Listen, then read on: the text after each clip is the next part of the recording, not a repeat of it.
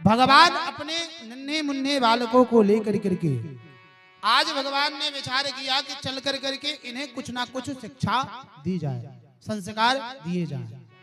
तो आज अपने सभी बाल गोपालों को लेकर के भगवान एक जंगल में घूमने के लिए जाते हैं। वहां एक सुंदर बगीचे में घूमते घूमते प्रभु आते हैं और एक वृक्ष की सघन छाया में भगवान तो पीताम्बरी को महाराज फैला कर करके वहीं पर लेट जाते हैं। और भगवान ने बच्चों से कहा कि बच्चों तुम खेल कूद करो, हम यहां पर आराम करेंगे। बाल गोपाल खेलते ही रहते हैं कि खेलते खेलते बालकों ने जो गेंद थी तो एक ने इतनी जोर से मारी कि वह गेंद जाकर करके महाराज एक कुएं में गिरी। जैसे ही कुएं में गिरी तो गेंद को निकालने के लिए बालक गए। जब उस कुएं के नजदीक जाते हैं तो एक विशाल गिरगिट जो है तो उस कुएं में नजर आता है। सभी बालक भयभीत हो जाते हैं, भागे भागे प्रभु की शरण में आते हैं। प्रभु उस कुएं में जल तो नहीं है लेकिन एक विशाल गिरगिट जो है तो महाराज वह उस कुएं में दिख रहा है। भगवान उस कुएं के सन्निकट पहुंचते हैं और उस कुएं के सन्निकट पहुंच कर करके प्रभु ने जैसे ही उस गिरगिट का स्पर्श किया है कि प्रभु के स्पर्श से ही उस गिरगिट का जो है तो शरीर छूटता है और उससे एक दिव्य पुरुष प्रकट हो जाता है और भगवान को अपना परिचय देने लगता है। कहते हैं निगो नाम नारेंद्रो हामि वक्ष कुतनयः प्रभु दास निस्वाख्यायमानेषु यदि ते कर्णम स्पृशम्। सुखदेव जी कहते हैं राजन जरा देखिए इसका परिचय देना। परिचय देने के ढंग से पता चलता है कि इस व्यक्ति की मानसिकता कैसी है।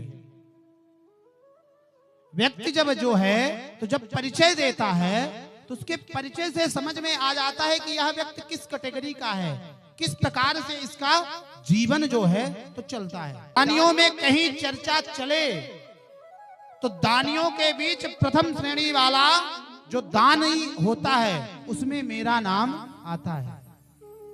महाराज आपने भी मेरा नाम अपने कर्ण विवरों से कहीं ना कहीं सुन रखा होगा। भगवान ने कहा भाई तेरे विषय में तो मैं कुछ जानता नहीं, भाई बता दे। तब उसने अपना परिचय दिया कि मैं इक्ष्वाकु का पुत्र सूर्यवंशी राजा निग हूं। कहने का ढंग देखिए, अभी भी इसकी अकड़ गई नहीं गिरगिट बनने के बाद भी। भगवान ने कहा कि जरा ये बता कि जब तू इतना बड़ा दानी है कि प्रथम श्रेणी वाले दानियों में तेरा नाम पहले स्थान पर आएगा, तो फिर ये बता कि गिरगिट बना क्यों डोल रहा है, तेरी ये दशा भई कैसे, उसका कारण क्या है। तब निग ने अपना जो है तो कहानी सुनाना प्रारंभ किया। कहते हैं पयस्वने स्वतृणुनि शील रूपा गुणोपपन्नः कपिला हेम सिंगी नान्यार्जिता रूप्य खुरासवत्सः दुकूलमाला भरणादवाद्वहम्। कहते हैं महाराज कोई इस पृथ्वी के कोई अनपणुमार गिन सकता है, लेकिन महाराज मैंने अपने जीवन काल में इतनी गैयाओं का दान ब्राह्मणों को किया है कि उसकी कोई गिनती नहीं कर सकता है। निग कहता है कि भगवान कोई समस्त ब्रह्मांड के अनुपणुमार तारे गिन सकता है, लेकिन मैंने कितनी गायों का दान कर दिया उसकी कोई गिनती नहीं है। भगवान ने कहा जब इतनी गाय तूने दान करी तो जो मैं पूछ रहा हूं उसका जवाब दे कि तेरी ये दशा भई तो भई कैसे। भाई तब लगता है कि तूने जो गाय दी तो वो बुढ़ी बुढ़ी गायों का दान किया या बगैर दूध देती हुई गायों का दान किया।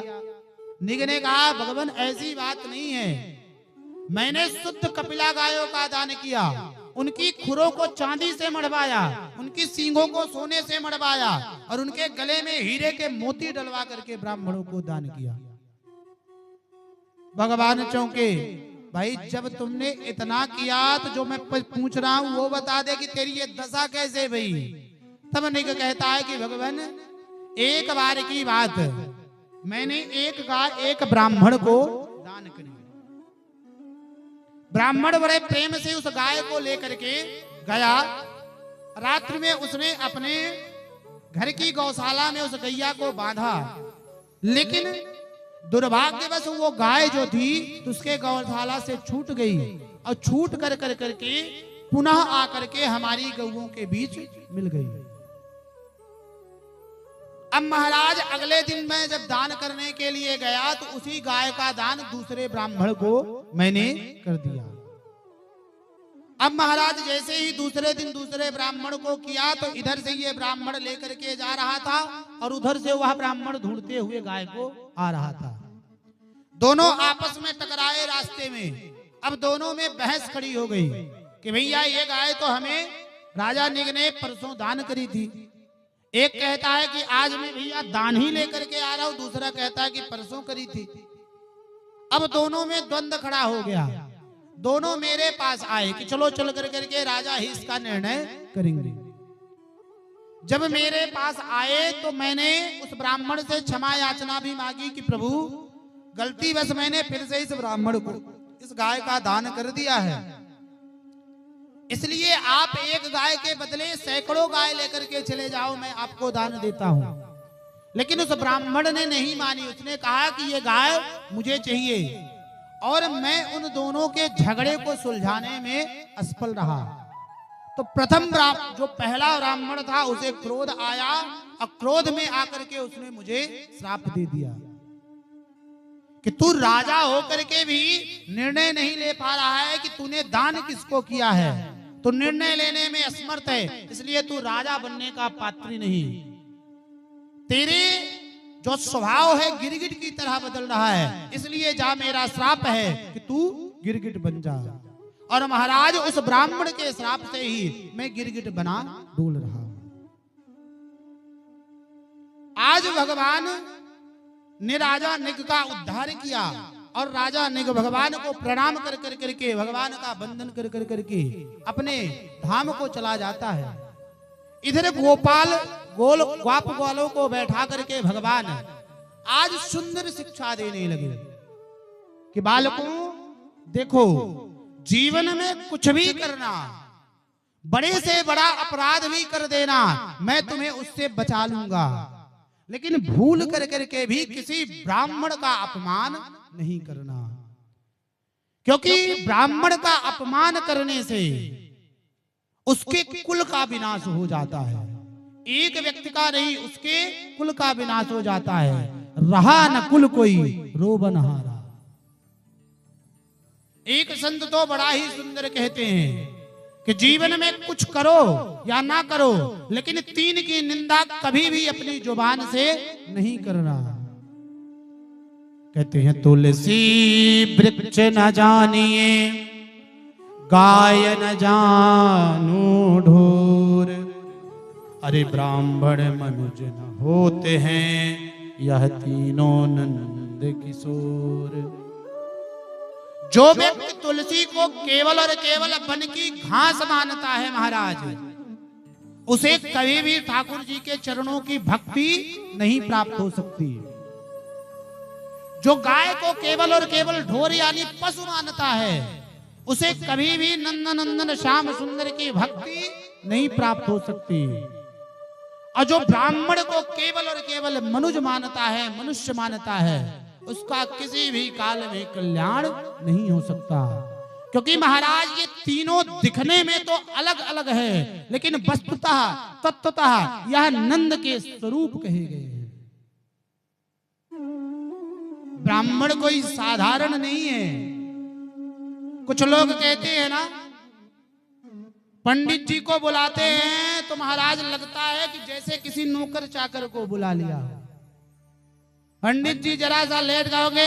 अरे पंडित जी समय देखा है कितना टाइम हो गया, तुम्हें मालूम नहीं कि हमें कहीं और भी जाना है? अरे तुम्हारे घर का नौकर है का? तेरा समय नहीं है तो ना रख, तुझे सुनना है तो सुन, नहीं सुनना है तो ना सुन, लेकिन ब्राह्मण का अपमान तो ना कर। शास्त्र कहता है दैवाधीनम जगत सर्वम मंत्राधीनस्य देवता ते मंत्रः ब्राह्मणस्य आधीनः तस्मात् ब्राह्मण देवता। ये ब्राह्मण देवता क्यों कहा गया है? बोले ये जो समस्त जगत है, यह समस्त सृष्टि जो है तो केवल और केवल देवताओं के अधीन है। भाई ये भगवान सूर्य जो है तो प्रकाश ना दे तो महाराज फिर भी हमारा कल्याण होने वाला नहीं। इंद्र जो है तो जल की वृष्टि ना करे तो हमारा कल्याण होने वाला नहीं। वरुण देव हवा ना चलाए तो कल्याण होने वाला नहीं। तो महाराज ये जितना भी संसार में दिख रहा है यह सब देवताओं के अधीन है, लेकिन महाराज वही देवता जो हैं तो महाराज मंत्रों के अधीन हैं। आप देखते होंगे कि हमारे ब्राह्मण लोग मंत्र पढ़ कर करके सभी देवताओं को आहुतियां देते हैं ना, और उन्हीं आहुतियों से देवताओं को बल मिलता है।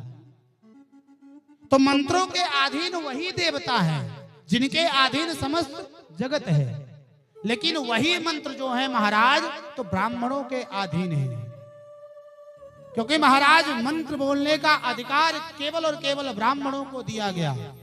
अब जरा विचार करो, यदि ब्राह्मण मंत्र ही ना बोले तो देवताओं को भोजन कैसे मिले, और जब भोजन नहीं मिलेगा तो हमारी रक्षा कैसे करेंगे? इसीलिए तस्मात् ब्राह्मण देवता, इसीलिए ब्राह्मण को यहाँ देवता कहा गया है हमारी संस्कृति में।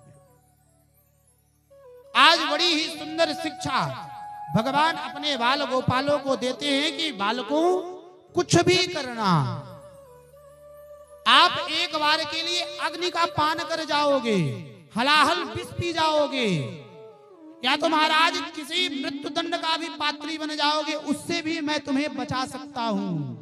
लेकिन यदि तुमने ब्राह्मणों का अपराध किया तो फिर भी महाराज मैं बचाने वाला नहीं।